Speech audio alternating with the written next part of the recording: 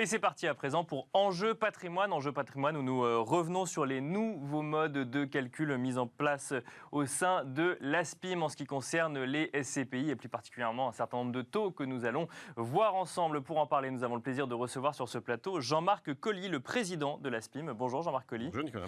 Bienvenue sur ce plateau. On rappelle rapidement l'ASPIM, l'Association française des sociétés de placement immobilier, créée en 1975 et qui réunit les acteurs du métier de la gestion des fonds immobiliers non cotés. Et sur ce plateau également pour parler de ces nouveaux taux, Jonathan Diver, fondateur de meilleurscpi.com. Bonjour Jonathan Diver. Bonjour Nicolas. Et meilleurscpi.com qu'on pourrait définir, en tout cas c'est ce que j'ai trouvé moi, comme un portail d'accompagnement finalement dans l'investissement en SCPI. La définition vous va ? Parfait. Parfait.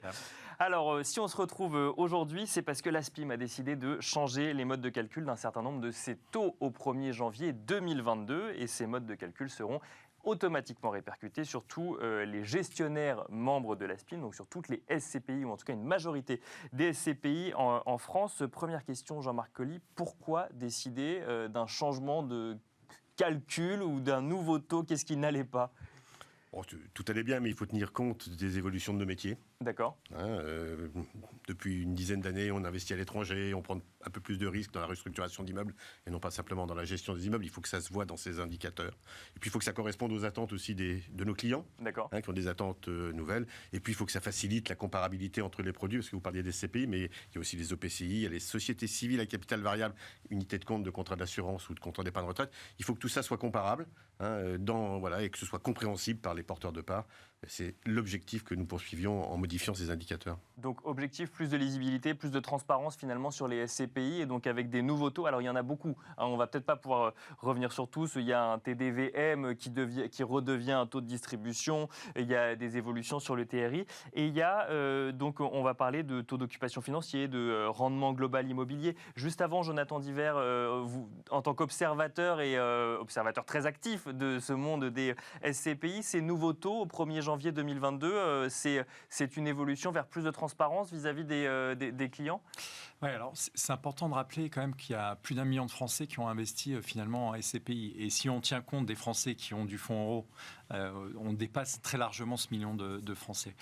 Donc je pense que c'est normal et c'est tout à fait légitime finalement de faire un travail, j'allais dire, d'amélioration des indicateurs. Ils étaient très bons, maintenant ils vont devenir encore meilleurs et ils permettent finalement plus de comparabilité, et ça c'est important parce que voilà, on est dans un monde où finalement on aime bien comparer. Alors, bien sûr, SCPI.com avec le nom, on comprend qu'on est dans une logique de comparaison.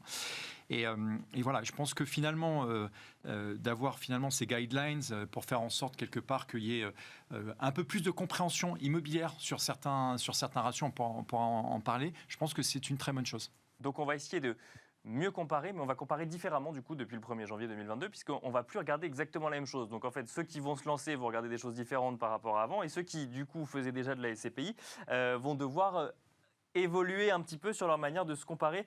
Jean-Marc Colly, si on devait commencer par un taux, la plus grosse évolution, on commencerait par quoi ? Par le taux d'occupation financier ? Si c'était moi, je parlerais plutôt du rendement immobilier global. Alors, rendement immobilier global, c'est parti. Et on va essayer d'en parler simplement pour les gens qui nous écoutent, pour qu'ils comprennent effectivement les évolutions. Qu'est-ce qui a changé avec ce rendement immobilier global ? Là, ce qu'on a voulu faire, c'est traduire dans un indicateur la manière dont les gens voyaient le marché immobilier ou ce qu'ils cherchaient dans un produit immobilier. D'accord. Quelqu'un qui achète de l'immobilier, il veut d'abord des revenus. Et puis aussi, il est intéressé par la valorisation ou la dévalorisation, parce que ça peut jouer dans les deux sens, il ne faut jamais l'oublier, de l'actif et de l'actif. Et que c'est bien l'addition de ces deux éléments qui fait la performance de l'immobilier. Donc, en prenant ce rendement global immobilier, en additionnant la distribution de l'année et la valorisation ou la dévalorisation d'un portefeuille, de la valeur de réalisation, bien sûr, on donne une vraie idée de la performance telle que l'attendent les gens qui portent nos produits. C'est ça, voilà, c'est pas la plus grosse, c'est une des innovations de ces indicateurs. Parce que ce rendement global immobilier n'existait pas jusqu'alors, en fait, on regardait que la distribution de la SCPI ? on voyait deux éléments, la distribution, D'accord. puis juste à côté, la valorisation. Mais c'est qu'en matière de SCPI, la valorisation se voit moins, puisque le prix de la part de SCPI, c'est plus 10, moins 10% autour de la valeur de ce patrimoine. Donc, il y a des gérants qui peuvent très bien ne pas bouger le prix, même si leur prix augmente, la valeur de réalisation, ou leur valeur de réalisation diminue, ils peuvent ne pas le bouger. Donc, la manière de voir comment se comporte le patrimoine en dessous, c'est de regarder cette valeur de réalisation. De la même manière, quand vous décidez de distribuer de la plus-value ou du report à nouveau pour améliorer la distribution de vos porteurs, vous appauvrissez en même temps la valeur de la société. Donc, ce rendement global immobilier qui tient compte à la fois de la distribution des revenus que vous percevez de vos locataires réellement et la valorisation ou la dévalorisation de la totalité des actifs immobiliers et financiers, c'est un bel indicateur. Voilà. Et il est comparable, il permet aussi de rendre comparables ces produits SCPI avec l'OPCI et les sociétés civiles unités de compte. OPCI et sociétés civiles unités de compte, c'est des valeurs liquidatives. C'est-à-dire que dans cette valeur liquidative du fonds, on additionne, d'ores et déjà, le rendement et la valorisation. Et bien évidemment, comparer un OPCI avec une SCPI, si on ne faisait pas le même calcul, ça devenait impossible.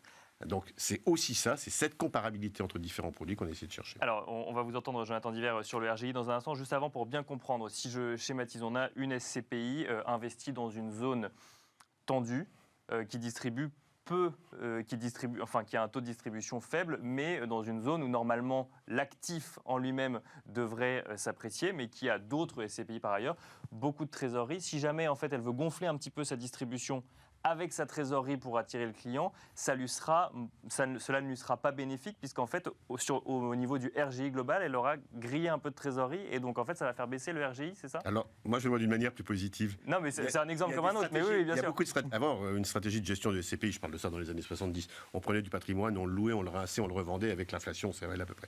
Là, aujourd'hui, il y a plus de création de valeur dans ce que l'on fait. On peut restructurer un patrimoine, on peut acheter dans une zone tendue dans laquelle les prix sont plus sensibles à la hausse. Bien sûr, mais les rendements sont plus faibles en proportion du prix. Et tout ça, ça donne... Voilà, il faut qu'on arrive à créer une échelle de valeur entre tout ça. Acheter un immeuble dans Paris qui a un rendement autour de 2,5, mais qui se valorisera, est-ce que c'est mieux ou moins bien qu'acheter un immeuble au milieu de la Slovaquie qui fera 8% de rendement, mais voilà. Donc c'est aussi ça ce qu'on a voulu recréer, c'est nos métiers changent, il y a de nouvelles formes de création de valeur, et il faut qu'au travers de la performance et des indicateurs, on puisse les apprécier. Et c'est ça le rendement immobilier global. Jonathan Diver, sur cette comparabilité, du coup, ça facilite la comparabilité, alors, si je comprends bien ? Oui, alors, déjà, je pense que le point que Jean-Marc souligne sur, finalement, il faut arrêter de croire que les gérants de SCPI sont passifs. Ils sont extrêmement actifs, et on voit que sur les 5-10 dernières années, on a un univers qui a complètement été bouleversé et changé, et on est, alors je ne suis pas en train de dire qu'on est dans le private equity, mais en tout cas, on a une dynamique qui est très forte sur la valorisation des actifs, et la valorisation des actifs, aujourd'hui, vous avez des dizaines de SCPI qui détiennent des actifs qu'elles ont achetés il y a 20 ans, 30 ans, 40 ans, etc., sur lesquels il y a de la valeur encore à aller chercher. Parce que quand vous achetez un foncier en entrée de ville et que vous le détenez pendant 30 ans, 30 ans après, si vous êtes dans un secteur qui s'est apprécié, vous allez pouvoir aller chercher de la constructibilité résiduelle. Donc c'est des choses qui sont importantes, et ça montre bien que finalement, c'est pas aussi poussiéreux que ça d'investir en SCPI. Ça, c'est le premier point. Deuxième point, sur la compatibilité entre les ensembles finalement de la pierre papier grand public. Alors, au sein de Meilleur SCPI, l'année dernière, au 31 décembre, on avait fait une étude sur finalement la valeur globale de la pierre papier grand public en France. C'est à peu près 160 milliards. Alors, les foncières de côté étaient très décotées, entre guillemets, mais vous avez les foncières cotées, les OPCI, les SCPI, les unités de compte SCI, et aussi quelques SICAV immobilières. Donc, vous voyez qu'il y a quand même beaucoup d'argent qui est investi, par les épargnants. Comparer tout ça, Voilà, il faut pouvoir comparer tout ça. Alors, sur le RGI, je comprends la philosophie. La philosophie, finalement, de valoriser la performance immobilière sur le capital. De dire, voilà, finalement, je valorise mon capital ou je le dévalorise. Donc, c'est important de le rappeler, ça peut aller dans les deux sens. Immobilier ou financier. Voilà, immobilier ou financier. Maintenant, le RGI, il ne va pas, permettre à l'épargnant finalement d'avoir sa performance de placement. La performance de placement, de se dire, voilà, j'ai investi à 100, j'ai eu un cash flow, j'ai eu ma distribution de 4,5 par an, etc. J'ai revendu 105. On ne va pas avoir la performance de l'épargnant. Donc, c'est un indicateur de plus pour meilleurscp.com, qui est un très bon indicateur. Maintenant, l'indicateur de performance de l'épargne, et je parle bien de performance de l'épargne, il sera plus finalement rapproché du TRI, du taux de rendement interne. Qui existe également pour le coup. Qui existe également, donc finalement c'est un indicateur qu'on peut regarder. Et sur le RGI, la philosophie, je la comprends parfaitement et je trouve qu'elle est intéressante parce qu'elle montre que c'est important de suivre finalement la valeur de réalisation qui est ni plus ni moins la valeur d'expertise à dire d'expert. Donc ça veut dire que vous avez un expert immobilier indépendant qui vient valoriser le patrimoine une fois par an, qui donne une valeur et finalement vous voyez si ce patrimoine s'apprécie dans le temps. Donc c'est pour moi un indicateur de plus. Maintenant, d'un point de vue épargnant stricto sensu pour savoir ce qu'il a in the pocket, c'est pas l'indicateur phare à regarder. D'accord. Le TRI existe toujours. Hein. Il existe toujours, bien sûr. Oui, c'est pas... Non, mais c'est bien comme ça, on explique aux gens comment est-ce qu'il faut qu'ils regardent ces différents indicateurs pour comprendre. Alors, je vous propose, vu que l'heure tourne, de parler du TOF, ce fameux taux d'occupation financier. Jean-Marc Colli, qu'est-ce que vous vouliez faire avec qu'est-ce qu'on va regarder avec ce TOF ? Alors, jusqu'à présent, on se flagellait beaucoup, c'est-à-dire on affichait un taux qui était plus faible que tous les autres produits. D'accord. Pourquoi ? Parce que quand un immeuble était en restructuration, on considérait qu'on ne pouvait pas le louer et donc il n'était pas occupé en tant que tel et on dévalorisait notre taux d'occupation financier. Et puis on s'est aperçu qu'avec le temps, tous les autres n'utilisaient pas du tout cette logique-là et qu'au contraire, quand un immeuble se restructurait, on l'amenait progressivement à être un meilleur immeuble sur le marché. Et donc c'était un instant de la vie de cet immeuble qui n'était pas une vacance en tant que telle subie, mais une vacance choisie et qu'elle méritait d'être inclue dans le taux d'occupation. Comme si c'était un immeuble qui était occupé. Autre élément, sur le marché aujourd'hui, quand on loue un immeuble, on accorde souvent une franchise de loyer au locataire, jadis pour qu'il puisse s'installer, faire ses travaux. Aujourd'hui, c'est devenu une norme de marché. Et nous, on considérait à la SPIM que quand l'immeuble ne produisait pas encore le loyer parce qu'il était en franchise de loyer, mais occupé par un locataire, c'était pas encore dans le taux d'occupation. Donc on affichait un taux d'occupation systématiquement plus faible que les autres, notamment par exemple foncière cotée, qui nous pénalisait alors que la logique de création de valeur, encore une fois, était bien présente dans le fond. Parce que vous attendiez que les gens soient concrètement dans l'immeuble pour considérer qu'il était occupé et qu'ils payent des loyers. Ils sont en période de commencer à payer les loyers. Donc on a modifié ça, donc on a inclus dans le taux d'occupation financier ces immeubles en restructuration, ces immeubles en franchise de loyer. Ça ne veut pas dire pour autant qu'on va priver l'épargnant de l'information parce qu'on va afficher ce taux d'occupation, mais on va expliquer comment il est composé. Et on mettra bien en exergue ceux qui sont en restructuration comme ceux qui sont en franchise de loyer, de manière à ce qu'on conserve la qualité de l'information, mais qu'on ait une meilleure comparabilité par rapport aux autres produits. Là pareil, Jonathan Diver, rapidement, du coup, ça permet du coup une meilleure comparabilité des ratios et des autres investissements immobiliers ? Alors, la comparabilité, elle était déjà existante finalement entre les SCPI, parce que avec les autres fonds, c'est intéressant. Maintenant, c'est important juste de rappeler en 2 secondes le taux d'occupation financier. C'est les loyers facturés sur l'ensemble finalement des loyers, facturables. Oui, c'est ça. Vous avez, mettons, un immeuble de bureau, vous avez 15 bureaux. Est-ce que vous avez 15 personnes qui payent un loyer ou vous en avez que 10 ou 13 ? Voilà, donc c'est un peu de savoir finalement la performance locative de mon patrimoine, performance financière locative de mon patrimoine.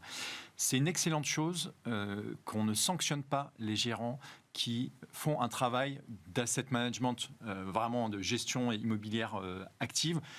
Typiquement, vous prenez, il y a une SCPI qui s'appelle Accès Valeurs Pierre de chez BNP REIM. Le gérant, jusqu'alors, il avait un taux d'occupation financier de 80%, alors qu'il a un patrimoine qui est très parisien.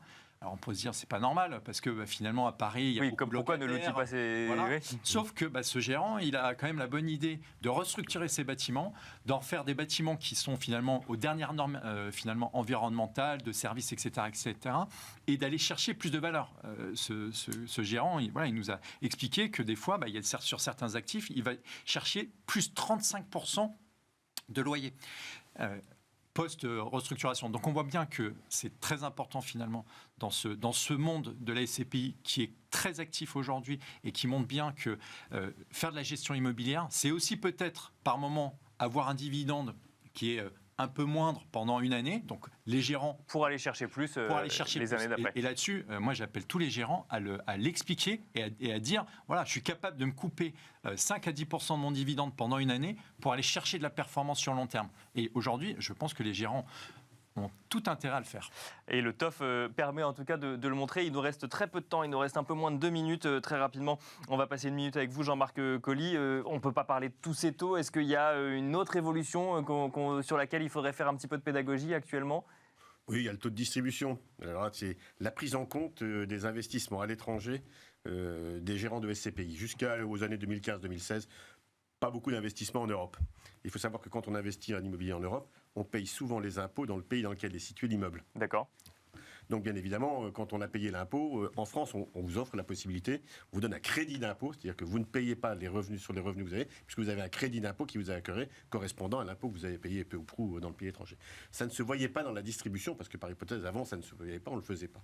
Donc en réalité, en intégrant dans le taux de distribution les impôts payés à l'étranger, qui vous donnent un crédit d'impôt, on rétablit l'équilibre entre ceux qui sont investis en France, et uniquement en France, et ceux qui sont partagés à l'étranger. Sinon, on avait l'impression que ceux qui avaient des revenus à l'étranger étaient moins performants, puisqu'en réalité, ils ne versaient pas ces revenus, puisqu'ils avaient payé de l'impôt, et c'est cet équilibre qu'on a remis dans le taux de distribution. Alors, c'est technique, je reconnais que c'est compliqué, mais c'est la prise en compte de quelque chose qui change dans nos métiers, ces investissements à l'étranger, cette fiscalité à l'étranger, qu'on a voulu remettre dans le taux de distribution pour rééquilibrer la manière dont on en parle pour les gérants. Merci beaucoup Jean-Marc Colly, président de l'ASPIM. Merci également Jonathan Diver, fondateur de meilleurscpi.com. On n'aura pas eu le temps d'évoquer les potentielles évolutions, mais c'est pas grave. Rendez-vous en 2023. Rendez-vous en 2023, c'est ça. Ou même avant pour réfléchir à 2023 ensemble.